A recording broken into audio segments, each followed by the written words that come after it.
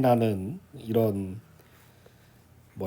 물고기나 뱀들이나 이런 거 보면 언카운터블입니다. 이렇게 문어가 한번 알을 낳기 시작하면은 몇천 개를 낳는데요. 그러니까 거기에 비하면 우리는 새끼를 소수로 낳는 건 맞죠, 그지? 아무래도 10단이니까. 자, 이렇게 이상한 전략은 succeed 성공합니다. 왜냐하면 유인원과 코끼리가 훨씬 더 적은 아이를 생산하지만 뭐보다? 쥐보다. 쥐도 나면 몇십 마리 나니까요. 더 큰 그 후손들에 대한 더 큰 퍼센트가 생존한대요. 오케이? 그런 다음에 그 번식하기 위해서 더 큰 수의 그 후손에 대한 퍼센트가 생존하게 됩니다. 다음 번식을 위해. 그러니까 효율적이죠. 뭐 몇천 마리 낳는데 다 잡혀 먹어. 몇 마리 낳는 것보다 두세 명이라도 제대로 키워서 다시 이제 자식 낳으면 이어지죠. 그래서 집에서 사는 쥐는 어떻게 돼요? 엄마가 됩니다. 뭐 했을 때?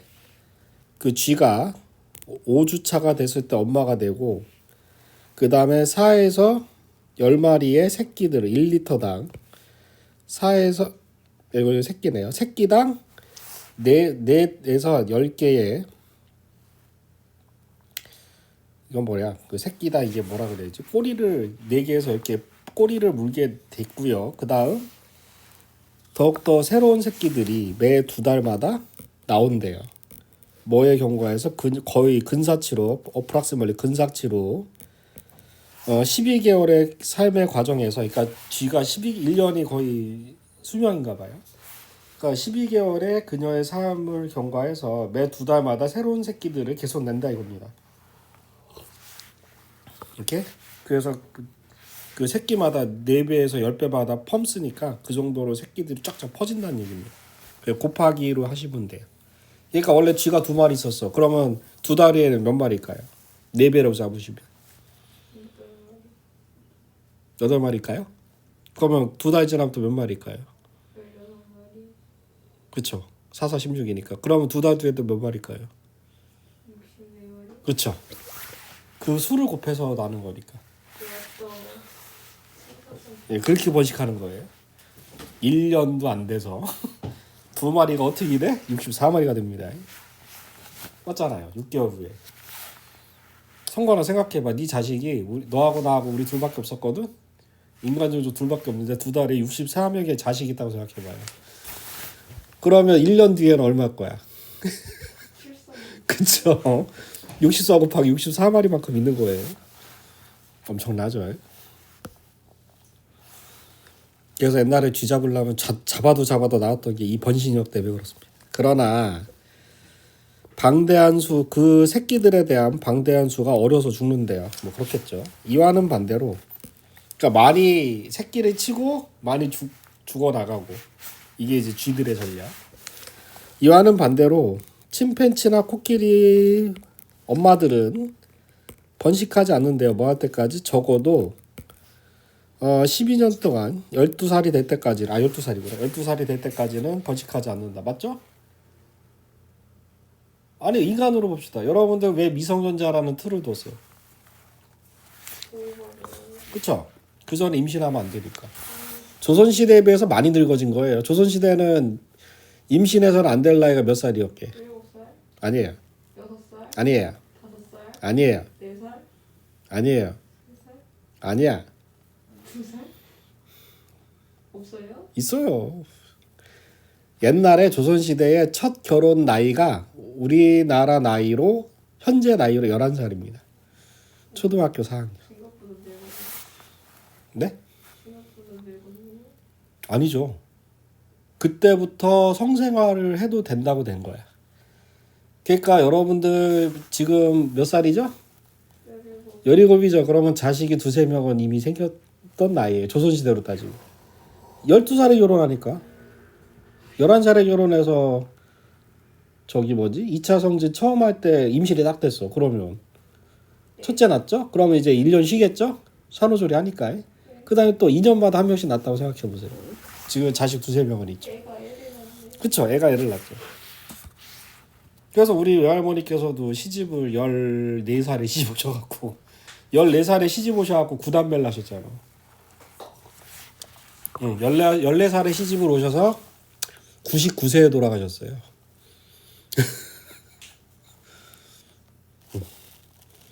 그리고 좀 더 재밌는 사실. 니네 저기 뭐지? 미혼 남자 여자들이 기혼 남자 여자들보다 남자는 평균 17년 일찍 죽고요. 여자는 평균 12년 일찍 죽는데요.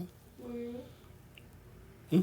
단 결혼에 상관없이 출산을 한 여자들이 더 오래 살 확률이 높대. 이유는 뭘까요? 생활력이 아닙니다. 자, 그래서 인생이 참 오묘한 게 뭐냐면 여러분들이 그 출산할 때 피를 엄청 흘리거든. 네. 애 낳을 때 피 엄청 흘려요. 네. 그러면 그 나오는 피가 여러분들이 그동안에 썩고 있던 피들이 다 쏟아진대. 그리고 척추에서 새 생명을 주려고 새로운 피가 돌아서 출산하고 나면 피가 체인지가 된답니다. 그럼 애 2-3명 낳았어. 그러면 어떻게 되지? 와 예. 디톡스. 완전 디톡스. 단 조심해야 될 게 산후조리를 잘 하셔야 돼요. 피는 리프레시가 됐는데 뼈하고 관절은 그때 가장 약해지거든. 그래서 여러분들 그 출산하신 분들 보면 그 더운 데서 막 뜨끈뜨끈한 데서 막 나오지 말라 그러잖아. 아니, 그 찬바람 맞으면 풍 걸려요. 굉장히 약해진 상태이기 때문에. 그래서 한 6개월은 갔다가 그냥 여러분들이 찜질방에서 6개월 산다고 생각하시면 돼. 몸이 다 날 때까지. 그렇게 그렇게만 해주면 뭐 완벽한. 그래서 여러분들 어머님 그 자식들 잘 키우실 어머님들 보면 나중에 60 넘어서 어때? 남자들보다 체격이 더 좋아요. 근력이 더 생겨 진짜. 피도 리프레시 됐지, 뼈도 튼튼해졌지. 그 다음에 여성 호르몬 줄어들고 남성 호르몬 막 철철을 나오기 시작합니다. 그러니까 튼튼해지시는 거예요. 오케이? 남자도 마찬가지. 남자는 거꾸로 해요. 남자는 여성 호르몬이 많이 나온대. 참 조화롭죠, 그지? 어쨌든 그리고 그녀는 출산을 합니다. 단지 아기 한 명만 난대요. 5 또는 6년 동안에. 그리고 다음 30년 이상으로. 그리고 그 다음 연도에. 그러니까 한마디로 몇 년 있다가 난다 이거죠. 그래서 이러한 새끼들의 절반은 make it 이뤄낸다. 어떻게? 부모가 되도록 성장을 하게 된다 이겁니다. make it 하면 뭐뭇을 해내다 이뤄내다 이거거든. 그러니까 이 자손들의 절반들은 부모가 되는 것에 성공을 한다. 그러니까 또 이후에 안 죽고 부모가 된다 이거죠. 그러면 이제 전략이 어떤 전략이에요? 많이 낳고 빨리 다 죽이는 전략이 아니고 보다 조금 낳고 가늘고 길게 오랫동안 쭉 가는 전략이지, 그지? 그게 답이야. 그래서 1번 거의 번식에 대한 자원을 사용하지 않는다. 자원 얘기 안 나왔어요. 2번 더 많은 에너지를 번식에 투자를 합니다. 어떻게? 좀 더 느리게 에너지를 많이 투자한대요. 맞죠? 네. 다음 번식할 때까지 몇 년은 걸리니까요. 에너지를 그만큼 쏟는데 시간이 오래 걸리죠. 그 다음에 그들의 의도를 숨긴다. 뭐 하기 위해? 그들이 진정으로 원하는 것을 얻기 위해서 의도를 숨긴다. 무슨 의도가 있어? 다음 전달해 준대요. 공유된 사회적 가치를 전달해 준다.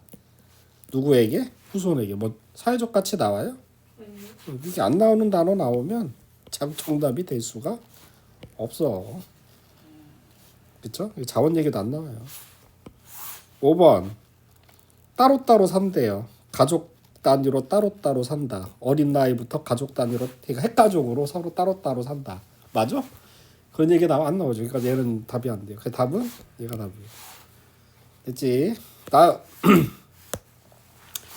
과학자들이 중요한 새로운 발견을 이루어냈을 때 또는 아주 실험적으로 몇 가지 가설을 증명을 했을 때 그들은 일반적으로 이게 두나 익히 나가셔야 돼요. 그들은 일반적으로 정보를 지니고 있지 않습니다. 유지하지 않습니다. 스스로에게. 뭐 하기 위해서?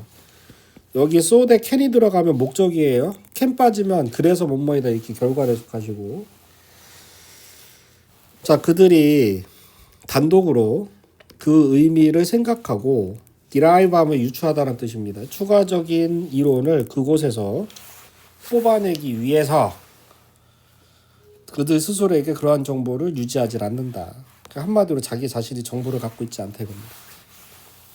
대신에 그들은 출판을 한대요. 그들의 결과치를 출판을 하고요. 데이터 이용 가능한 데이터를 만들어낸대요. 뭐를 위해서? 조사를 위해서. For inspection 하면 조사를 위해 그들의 데이터를 유용하게 만든다. 자, 이것은 가능케 합니다. 이거 가목적어입니다. 가능케 한다. 이게 진목적어예요. 뭐를 가능케 해요? 또 다른 과학자들이 그들의 데이터를 다시 생각해보고 가능하게 그것에 대한 결론을 반박하던 것을 가능케 만든다. 자료로 만들어버리면. 그죠? 자료로 만들어버리면 그럴 수 있죠. 그렇지만 얘 먼저 해석하는 거예요.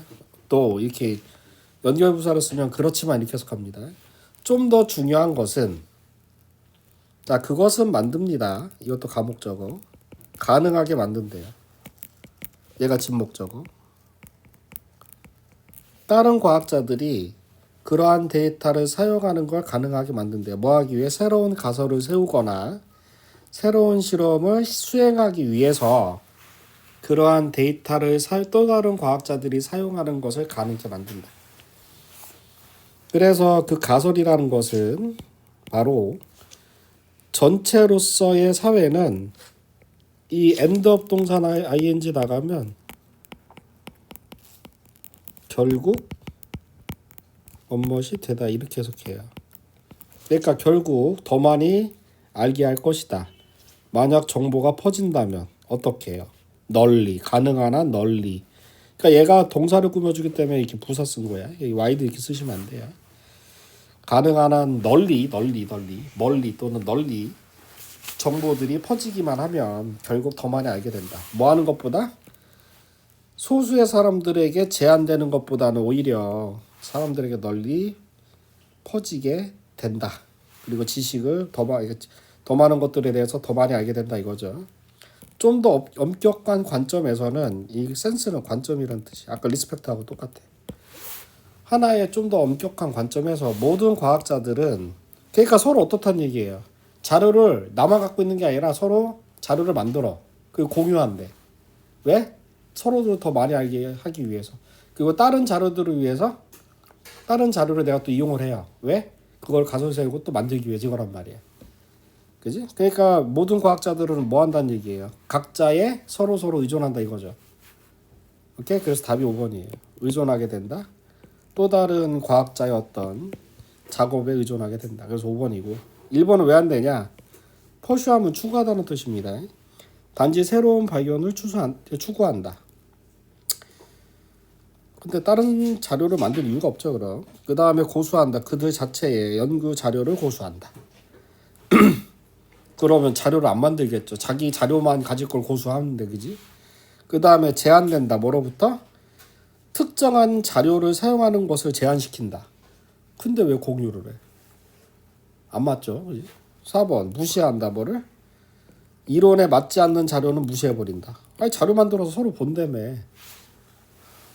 그거잖아요. 위의 내용이 그거잖아요. 과학자들이 서로 그지? 자료를 만들어서 새로운 가설이나 새로운 실험을 하게끔 이용하는 걸 가능케 한대잖아요. 그래서 결국 어떻게 된다? 서로 결국 더 많이 알게끔 하는 게 목적이다. 이거라고 분명히 언급이 됐으니까. 정답은 몇 번? 5번이 답이다. 특히 상당고는 좀 분석 잘해오세요. 시험범위라고 해요.